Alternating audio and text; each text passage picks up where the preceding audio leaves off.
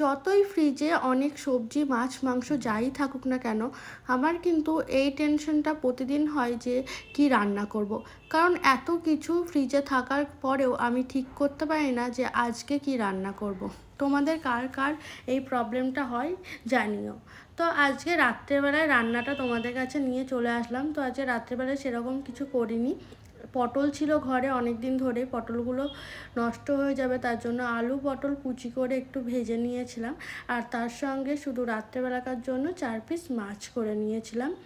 মাছের ঝোল আলু দিয়ে আর আলু পটল কুচি করে ভেজেছি। আর তার মধ্যে কিন্তু আমি মধু আর তুলসী পাতা দিয়ে যেটা খাই সেটা এখনও কন্টিনিউ করছি। ঠান্ডাটা ভালো হয়ে গেছে, তাও ভাবলাম যে আবার যদি ঠান্ডা লেগে যায়, ওয়েদারটা খুব খারাপ। আর তোমাদের সঙ্গে কথা বলতে বলতে কিন্তু আমার পটল আর আলু কুচিটা ভাজা হয়ে গেছে।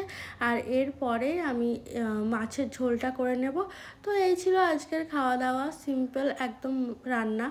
আর মাছের ঝোলটা রাত্রেবেলায় খাবো বলে একটু পাতলা করেই করেছি, একদম অল্প মশলা দিয়ে।